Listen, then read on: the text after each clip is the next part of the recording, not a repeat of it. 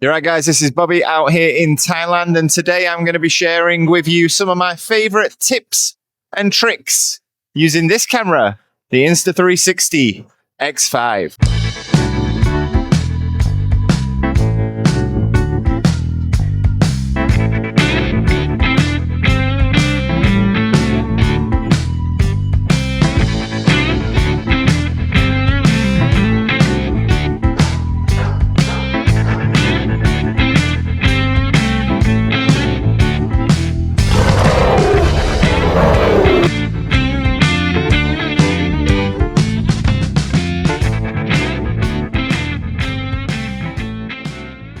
For anyone who's new around these parts, I am living in Thailand, and many of you will know Thailand for its beautiful beaches, for its stunning temples, its food, its culture.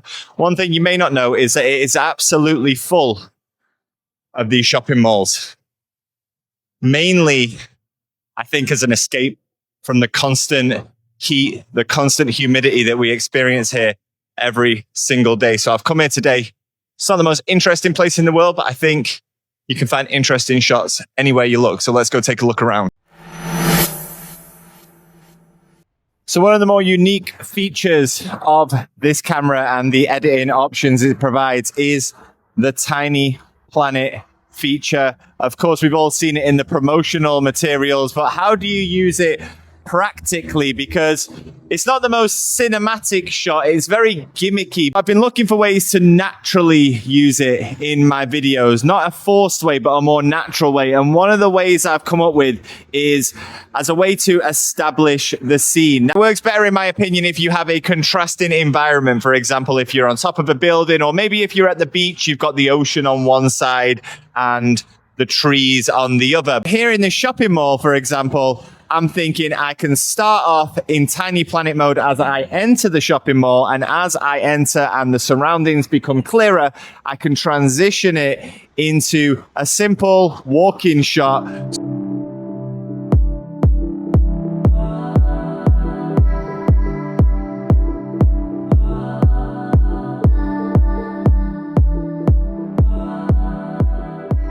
Prior to moving here to Thailand, I did live in Tokyo, Japan for 5 years. And now, just coincidentally, I've ended up in an area with a large Japanese population, which means you see a lot of this Japanese symbolism, this Japanese imagery in the designs in lots of these places. I'm hoping to get out to Japan later this year, in which case I'll be able to take a lot more authentic shots than this. These Japanese gates, I'm sure many of you have seen, famous in places like Tokyo, Kyoto, gives us a great opportunity to frame a shot. And instead of simply walking through, we can move the camera around. We can use the freedom of the camera to create something more fluid.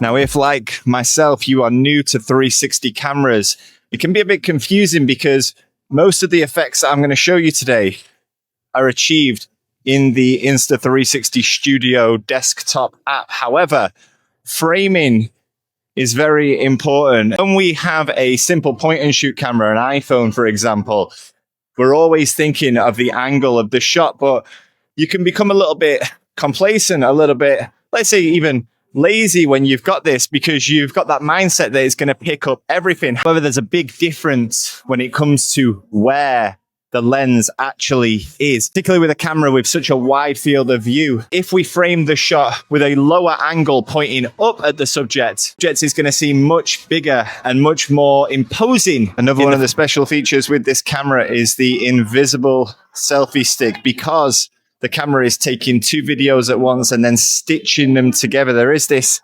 gap that doesn't get picked up, and that is where the selfie stick lives. It means that when you are walking, when you are carrying the camera, particularly with an extended selfie stick, you can get almost drone-like images. You need to be careful of your arm placement. You want it to be as inconspicuous as possible. You don't want to really be holding your arm out, because it just looks like you're holding your arm out for no apparent reason, as opposed to what you are actually doing.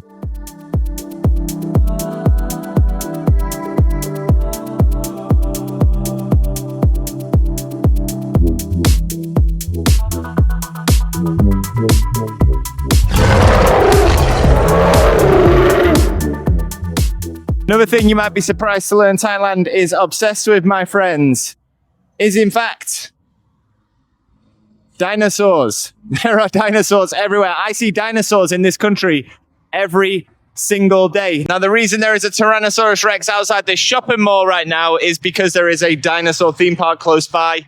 It's a little bit of a advertisement, but what it means is we can get some interesting shots using the dinosaurs. This isn't the smallest action camera in the world. The shape and the way it fits on the end of the selfie stick, combined with the freedom that the camera gives you, the fact that it gives you everything, means that you can take shots which you otherwise wouldn't have been able to get with a point and shoot, and you can then frame them perfectly. Now, on the ground floor of these shopping malls, there are often events, temporary events. And today we're quite lucky. We've got a traditional Thai food market inside the shopping mall. We can escape the heat from the outside for the time being. How am I going to film this? Because obviously I don't want to be intrusive. I think that's where one of my favorite features, the time shift feature, comes in. If you've never used this before, it's very similar to a time lapse, but a moving time lapse. So you basically station the camera pointing at what you want to see.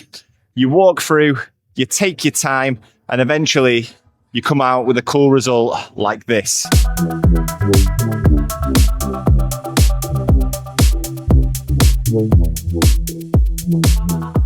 That place is absolutely massive. My wife and baby are at a birthday party in this shopping mall right now, but as soon as they are finished, I will absolutely not be taking her there because she will literally walk around there for about 45 minutes. One thing I rarely talk about on this channel is that I did actually study film. I worked in the film industry before moving abroad. My favorite film of all time, Park Chan-wook's Old Boy. I've got a tattoo on my arm. It inspired me to become interested in Korea, to become interested in Asian cinema, which I think is far, far superior to Western cinema. It is what inspires some of this B-roll that I put in my videos. What I want to get back to is making stuff that's more artistic. And one of the things Park Chan-wook said when he made Old Boy was that he wanted the camera to constantly feel like it was moving. He didn't want any static shots. So even if it was just a slow pan, mini zoom, he always wanted the camera to be moving. And that is something that I want to model myself on.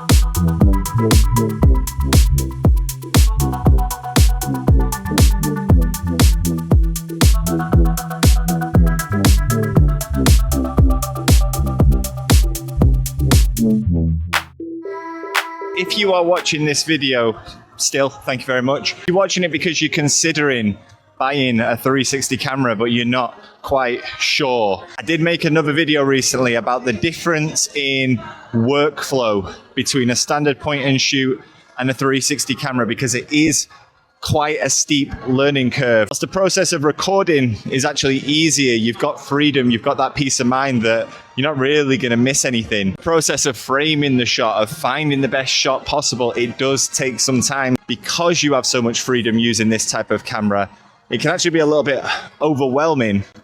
And what I've realized is that you just have to be a little bit more strict with it. You just have to get to the point. Think about what you want before you take the shot.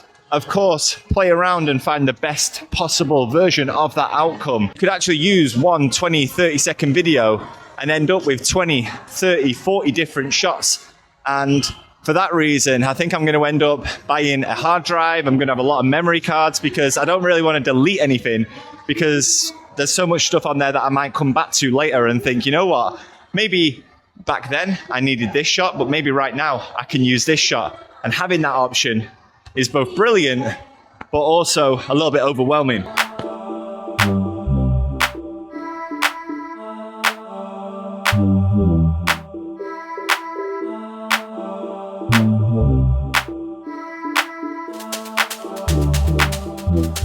Smile. I bought this camera about a month ago and I am super happy with it so far. I'm making this video like I've had it for years, like I'm a 360 camera expert. I've never touched a 360 camera before in my life. I was actually sold from the promotional materials I was seeing, from some of the videos that other people had made, incredible stuff. And the reason I'm making this video, the reason I'm sharing my tips now, is not because I think I'm an expert, but because it's easy. It's easy. A month ago, I'd never touched one of these things. And now I'm coming out with shots that I'm really happy with. I'm not the best 360 video creator in the world, but I'm really happy. And that is literally for a little bit of trial and error, some hard work in the editing software, the editing studio, and a passion to get the most out of this thing. So if you're looking for a new camera and you're not sure whether the 360 camera is for you, I hope this one's helped. Feel free to drop any comments down below. I'll be happy to help if I can, or if not, maybe someone else can help you out. Thanks for watching. See you in the next one.